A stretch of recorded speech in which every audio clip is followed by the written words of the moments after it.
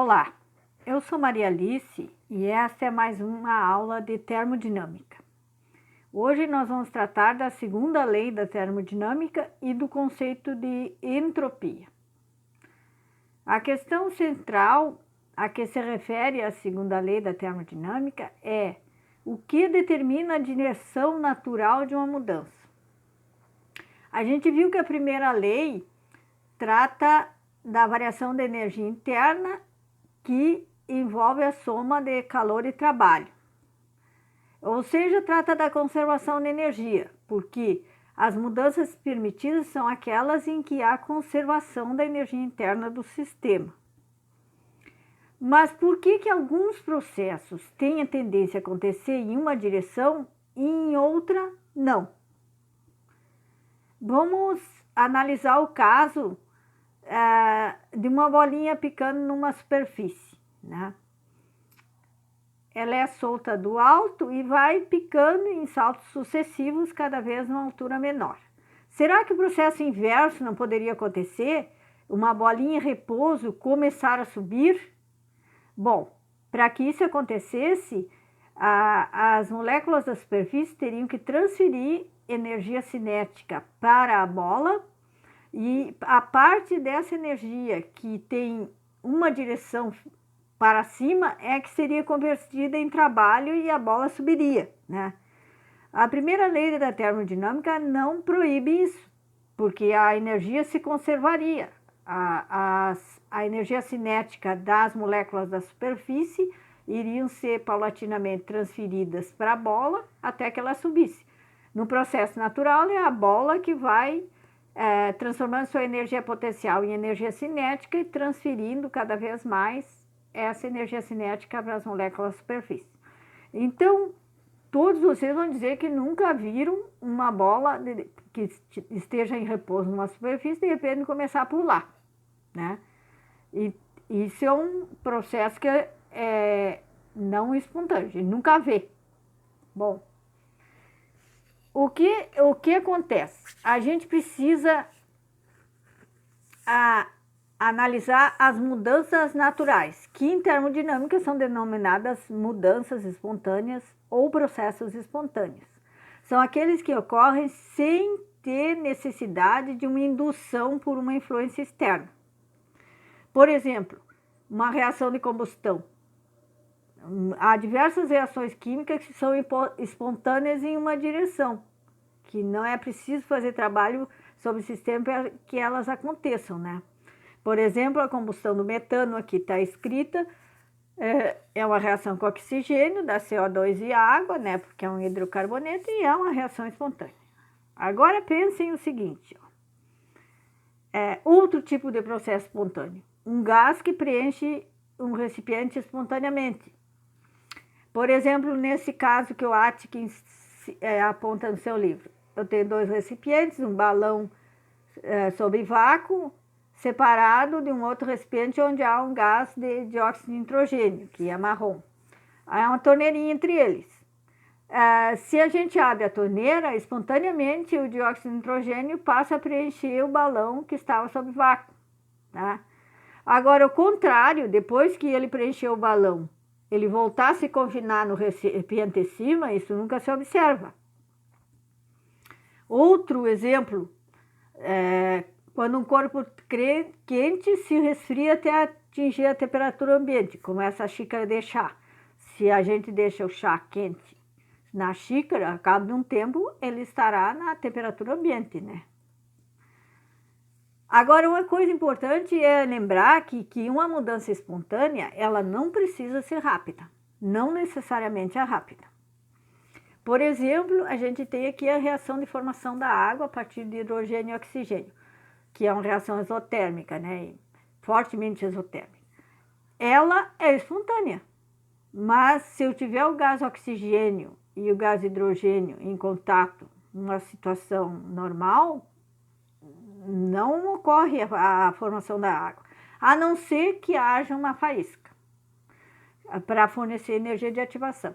É por isso que é muito difícil e perigoso trabalhar com gás hidrogênio em cilindros no laboratório, porque se houver um pequeno escapamento, por exemplo, durante a noite, no outro dia de manhã a pessoa vem e aciona o interruptor de luz, dá essa pequena faísca e com o oxigênio que está no ar, ocorre uma explosão. Outro exemplo interessante é dos diamantes, né? Você sabia que os diamantes têm tendência a se transformar em grafite? Mas se os diamantes não são eternos, não se paga milhões por eles, não é para levar para casa e ele virar grafite, né? Mas a transformação diamante e grafite, que são duas formas alotrópicas do carbono, é uma reação termodinamicamente espontânea.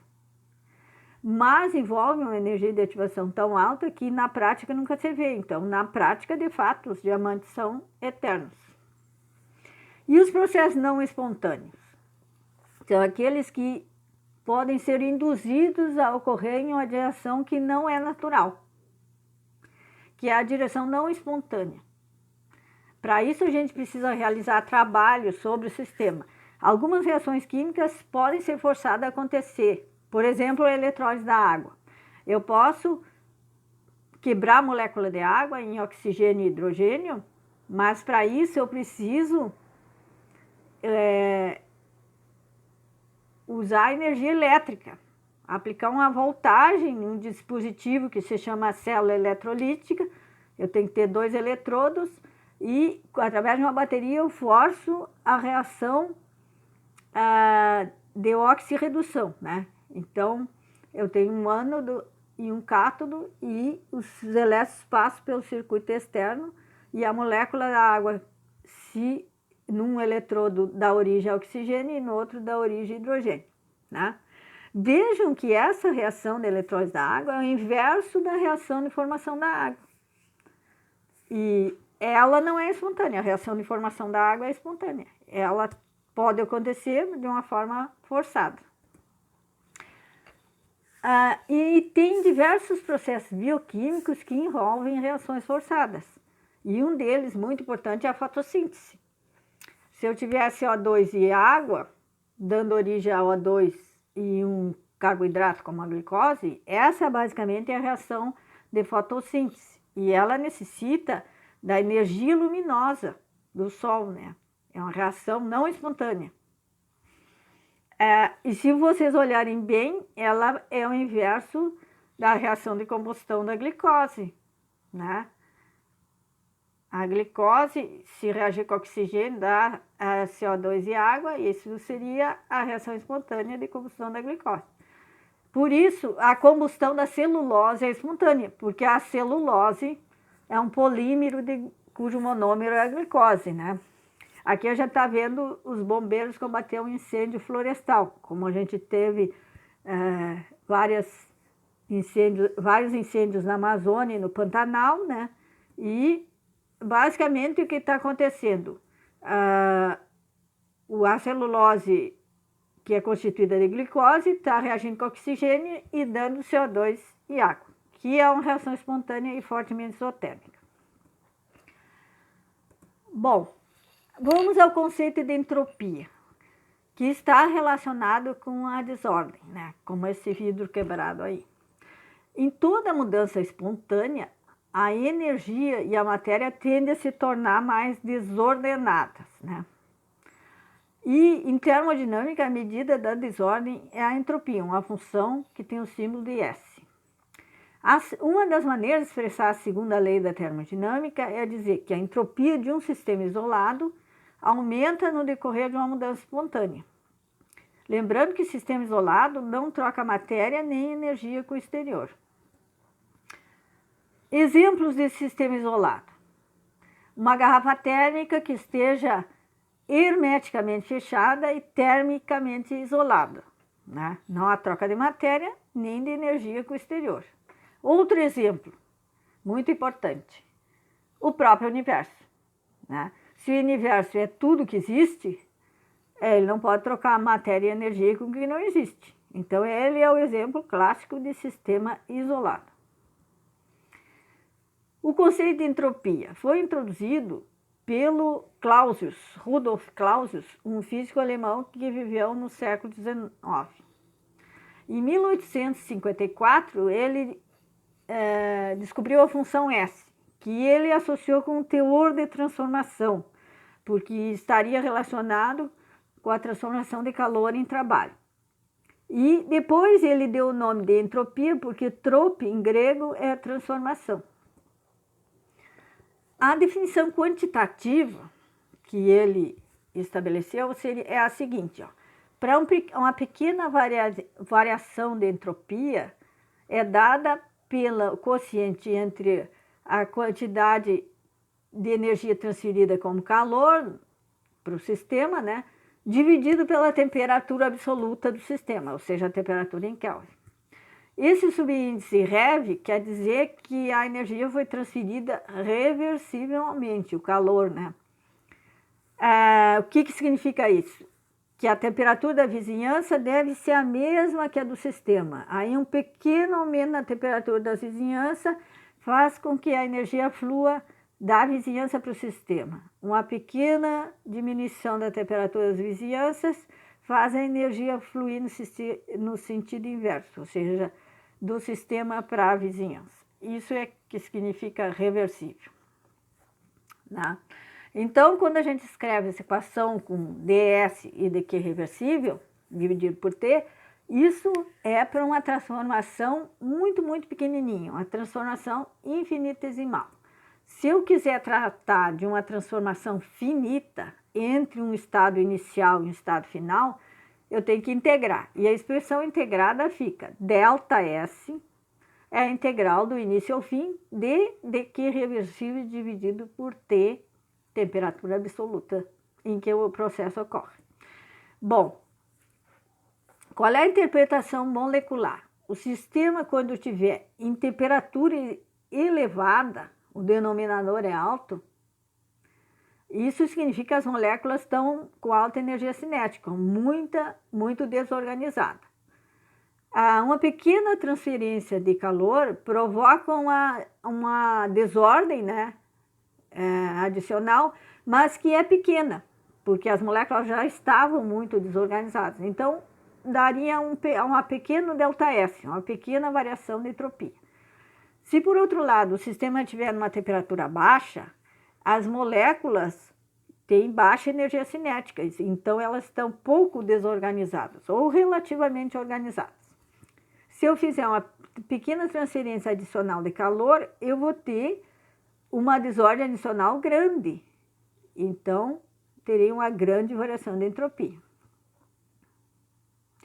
Por isso, essa expressão de entropia está relacionada com a desordem. Esse quociente de Q sobre T expressa o quanto foi desordenado o sistema devido àquele processo. E a variação de entropia é inversamente proporcional à temperatura, né? Agora vamos ver como calcular algumas variações de entropia.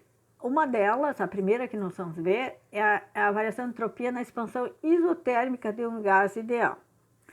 Se a gente usar a expressão integrada de entropia, ΔS, é a integral de Q sobre T, como T é constante, ele pode sair fora da integral. E a gente fica com uma expressão simplificada, que ΔS é o Q, o calor reversível trocado